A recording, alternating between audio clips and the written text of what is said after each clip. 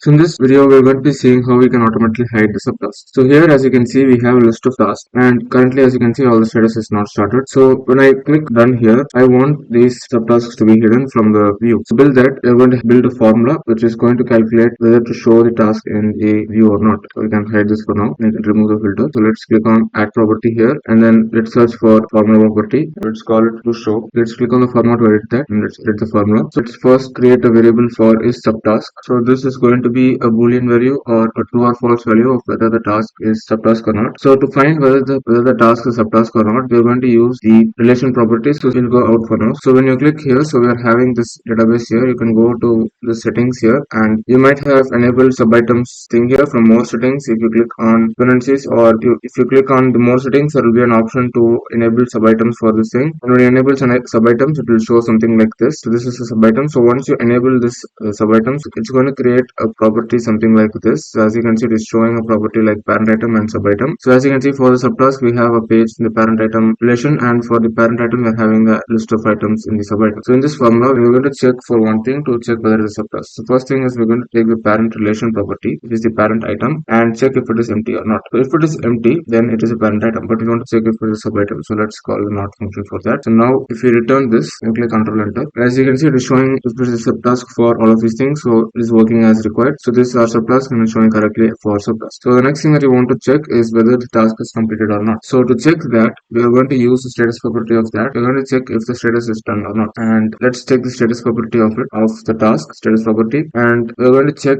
if this is equal to done. So if this is equal to done, it is completed. And as you can see, the status property has uppercase and lowercase values. Let's convert all of them into lowercase before comparing so that it is more accurate. We want to show only the task which is not completed in the view. So let's change this to is not completed, and we can use the not equal to symbol here. So this is going to check if the task is not completed, it's going to show true, and if it is completed, it's going to show false. So let's check if it is working. So let's run that, and as you can see, only for the not completed task it is showing check mark and it is showing as true, and for all of the completed tasks it is showing as false. So next thing that you want to do here is we're going to use these two values that we found above, and we're going to determine the value of whether to show in the view or not. So for that, you're going to check for one thing. To show in the view, it should be either a parent task or it should be something that is not completed. So we're going to take the subtask value and we're going to call not on it. It is not a subtask, or so it is the or function. It is not completed. So we want to show only the task which is a parent task or which is not a subtask and it is not completed. Only these tasks will be shown in the view. So we can click on Ctrl Enter, and as you can see, it is showing checkbox only for the page that is required to be shown in the view. So now if you use this value here for the filter, it's going to work